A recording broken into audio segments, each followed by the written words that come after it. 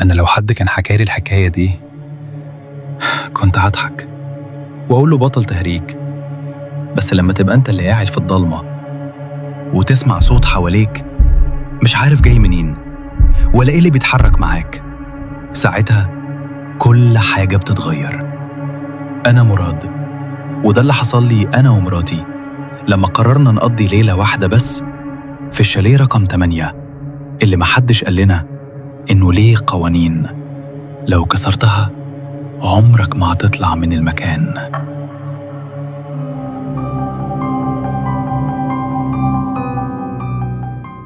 أنا وسلمى كنا طالعين رحلة قصيرة نغير جو، بس المكان كان غريب من الأول. الطريق كان طويل وهادي زيادة عن اللزوم، مفيش إشارة موبايل، المكان كان معزول والشاليهات بعيدة عن بعض.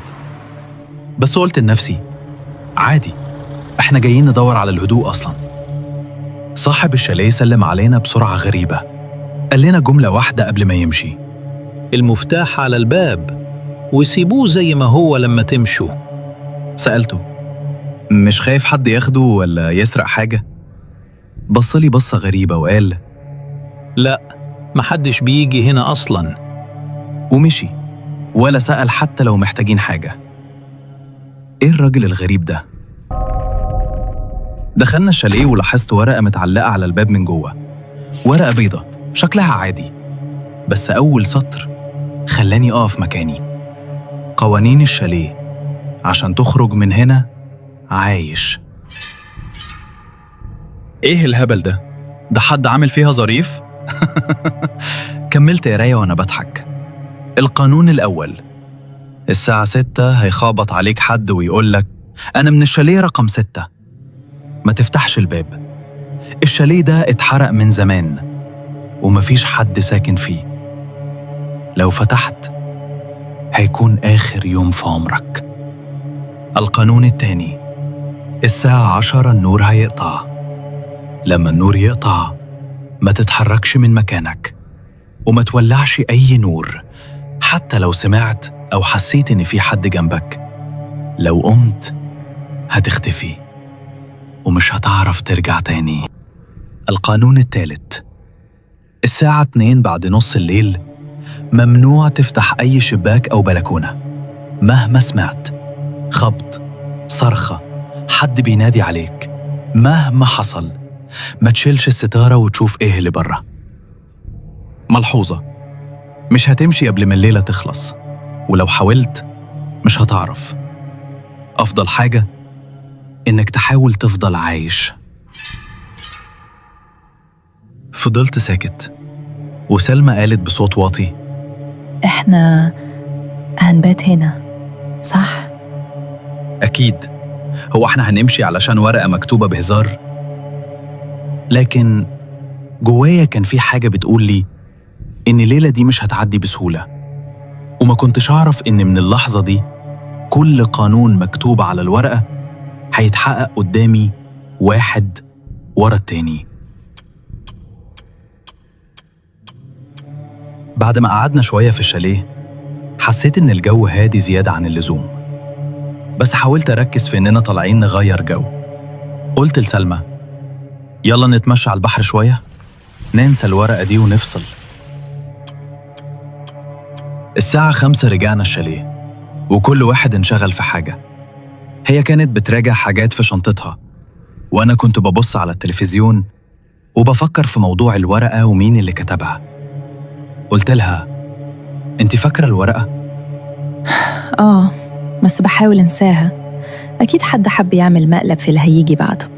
بصراحة اقتنعت، نسيت الموضوع خالص لحد ما الساعة قربت على 6. ما كناش مركزين، ومرة واحدة الباب خبط. ايه ده؟ مين بيخبط دلوقتي؟ سلمى كانت بصة في الساعة وقالت لي الساعة 6.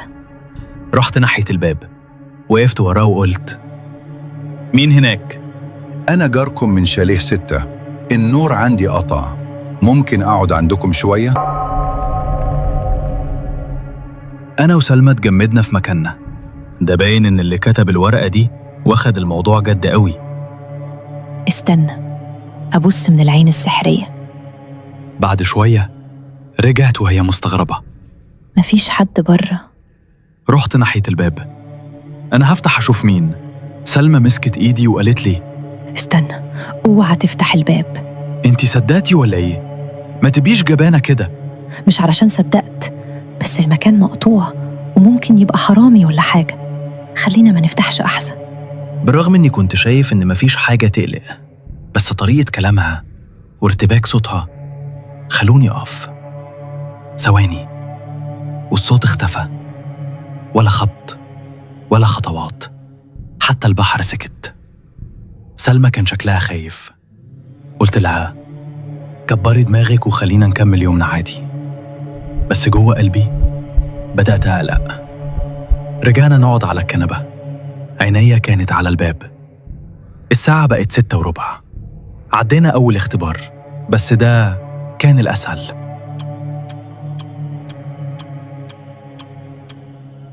بعد اللي حصل الساعة 6 فضلنا قاعدين ساكتين شوية.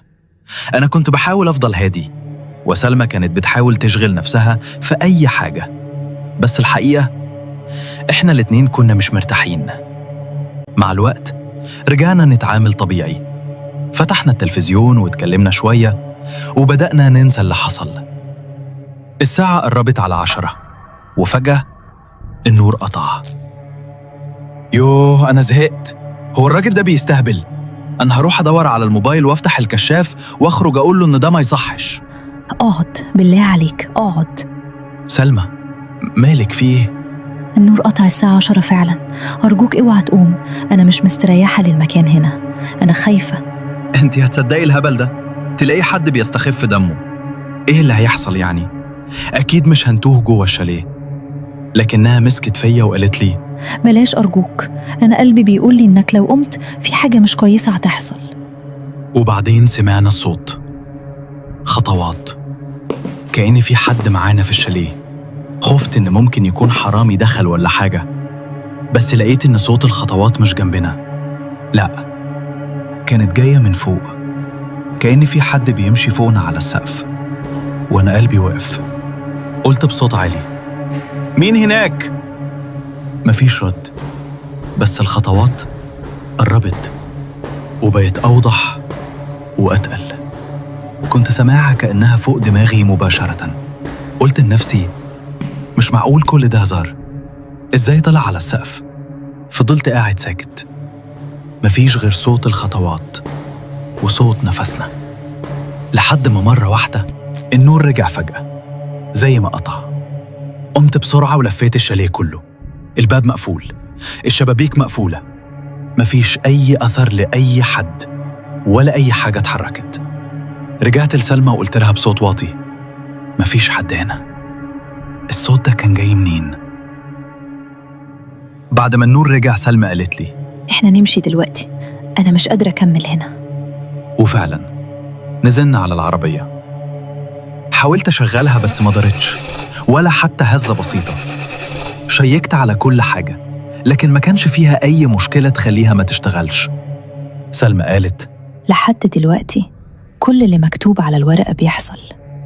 معنى كده إننا لو فضلنا لحد الصبح هنعرف نمشي. إيه اللي أنت بتقوليه ده؟ طب والعربية تبع المقلب برضو؟ أنا هحاول أتصل بحد يجي ياخدنا. مين اللي هيجيلك في نص الليل في المكان المقطوع ده؟ إحنا نقفل الأوضة علينا ونحاول ننام، وبكرة إن شاء الله نحاول نتصرف.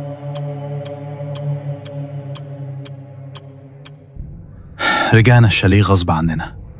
قفلنا باب الأوضة بالمفتاح وقعدنا على السرير، كل واحد ماسك نفسه بالعافية. الساعة كانت 1:30.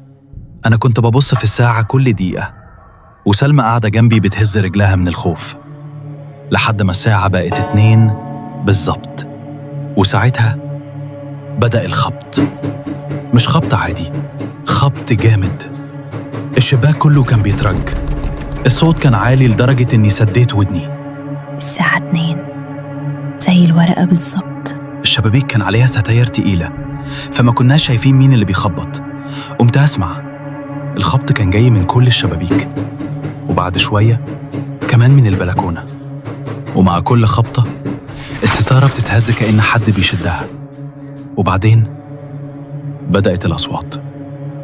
حد بيستغيث: افتح لي، أرجوك افتح لي. وصوت صريخ من بعيد، وطوب صغير بيتحدف على الإزاز. أنا قاعد مكاني مش قادر أعمل حاجة، عايز أقوم أبص من الستارة، بس كل كلمة في الورقة وكل اللي حصل كان بيقول لي: لو فتحت مش هتعيش لحد الصبح. الأصوات كانت جاية من كل حتة، كأن المكان كله بيحاول يرعبنا أو بيحاول يخلينا نفتح. وأنا كنت حاسس إننا لو عملنا أي حركة غلط هيحصل لنا حاجة. قعدنا كده مدة حسيتها أطول من يوم كامل، لحد ما أول شعاع شمس دخل من تحت الستارة، وساعتها كل حاجة سكتت. ولا صوت ولا خبطة ولا حتى نفس. بصيت لسلمى، قالت لي: إحنا هنمشي دلوقتي. أول ما الشمس ظهرت حسيت إن روحي رجعت لجسمي. قمت بسرعة وفتحت باب الأوضة. الشاليه كان ساكت، ساكت بطريقة مش مريحة، ولا أي أثر لأي صوت من اللي قضينا الليل نسمعه، ولا حتى ورقة اتحركت من مكانها. لمينا حاجتنا بسرعة، وإحنا خارجين كنت ببص حواليا كل شوية، حاسس إن المكان نفسه بيراقبنا. طلعنا على العربية، وقبل ما ألمس المفتاح سلمى قالت بخوف: لو ما اشتغلتش هنعمل إيه؟ هنروح، حتى لو هنرجع مشي، أنا مش هقعد هنا لحظة واحدة تاني. حطيت المفتاح ولفيته. العربية اشتغلت مرة واحدة وبسهولة، كأنها كانت مستنية الشمس تطلع. الحمد لله. يلا امشي امشي بسرعة. طلعت بالعربية من غير ما أبص ورايا، ولا حتى بصيت على الشاليه. حسيت إني لو بصيت مش هنعرف نمشي. وأول ما دخلنا الطريق الرئيسي الهوا رجع يبقى طبيعي، الناس ماشية والدنيا شكلها عادي جدا، بس جوا دماغي ولا حاجة كانت عادية. سلمى كانت ساكتة طول الطريق، وأنا سايق ومش قادر أستوعب اللي حصل. ما كنتش عارف، هل ده كان مقلب بايخ؟ هل في حد حب يرعبنا؟ ولا الشاليه ده فعلا في حاجة مش طبيعية؟ لحد ما قربنا من القاهرة سلمى بصت لي وقالت: انت شايف اللي حصل ده كان ايه؟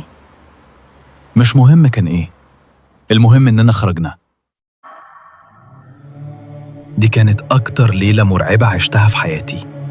مش عارف الورقة دي بجد ولا هزار، بس الصوت اللي كان على السقف، الخبط اللي كان هيكسر الإزاز، الأصوات اللي سمعناها، دي أفسرها إزاي؟ مش عارف اللي عشناه ده كان إيه بالظبط.